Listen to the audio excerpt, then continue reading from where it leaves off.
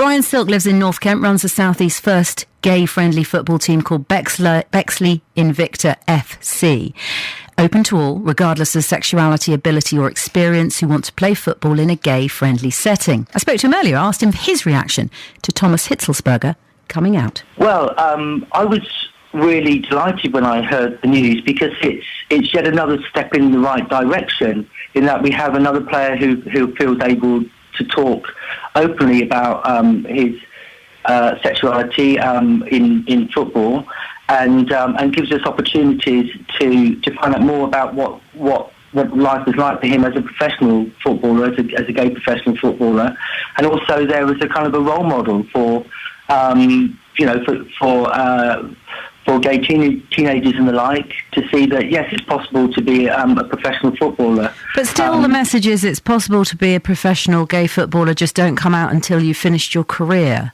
Well, I think that's the point, isn't it? That is in some ways the message, because this isn't quite the breakthrough that perhaps we really need, and that is for a talent player to come out as gay. It is yet again, as it was with Robbie Rogers, somebody who is announcing they're gay after they retired, certainly in this country.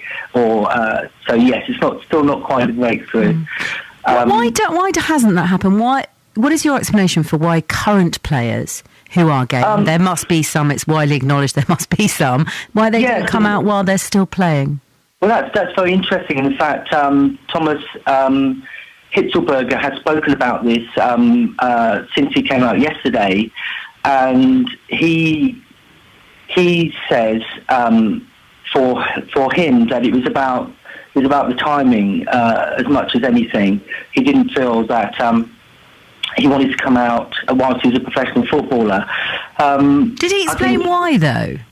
He didn't explain why very much, but I think we have other information that might explain why, apart from what Thomas has said. I think the first professional player to come out, if particularly they're very high profile, they'll receive an awful lot of media attention. And these are people that are trying to, maintain their place in squads or to develop their careers in football. The first one will undoubtedly get an awful amount of media attention and pressure heaped on them. There is a possibility that they might experience abuse from rival fans. And I think a lot of them I'm just going to stop you there. That's almost a certainty, not a possibility, isn't it? That there will be abuse on the pitch, which would be horrendous when you're trying to go about your job. Surely that's a certainty, not a possibility. I don't know whether we can say a certainty as such, but I think it is a probability rather than a certainty. I think there will be elements of that, and even if it's not on the pitch, they will be subject to it, even if it is on social media and the like. They will come under attacks about their sexuality, and in fact, Hitzlsperger has come under those attacks himself on Twitter. There have been already comments, kind of off-colour comments about him already. So they will come under pressure, that's certainly true. Writing in The Independent today, Owen Jones describes football as one of the great fortresses of homophobia. And that's his explanation for why players don't come out. Is he right? I don't think he is entirely right, to be honest with you, because I think there are all kinds of really encouraging signs. If you take what Hitzlsperger has said himself, he says that homosexuality doesn't really come up in football very much. It's not really a live and kicking issue in the changing rooms.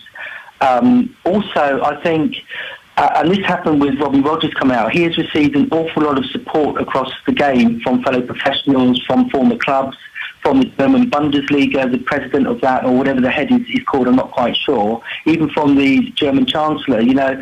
Football has adopted policies and procedures over the last year, including our own football association, that support players when they do come out.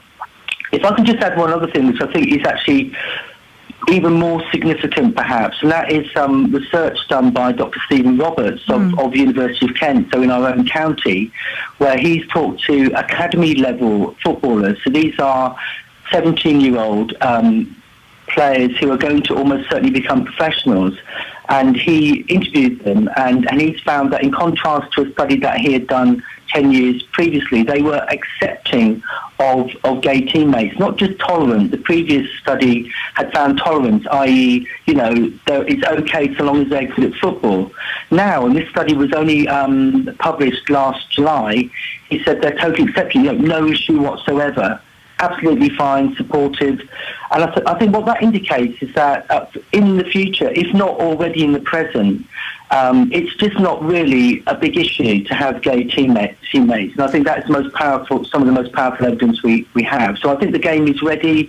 The players are ready. We're all ready. What about the fans, though? That's crucial, isn't it? When you've got 10,000, 20,000, maybe even more than that, on the sidelines, screaming, and some of that is screaming abuse at you, therein lies the problem. Why would you come out if you felt that the fans were not yet ready?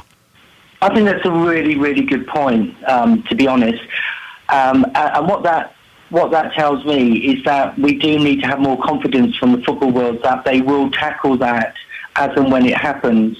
I think we need to look at maybe what happens with homophobic abuse that is maybe used now. Obviously not aimed directly at players, but we know that clubs like Brighton and Hove Albion, because Brighton is seen to be a gay town, we know that their players are subject to homophobic abuse. So I think there is something about people feeling confident that clubs and the rest of the football world will absolutely just clamp down on that the moment it might start to happen.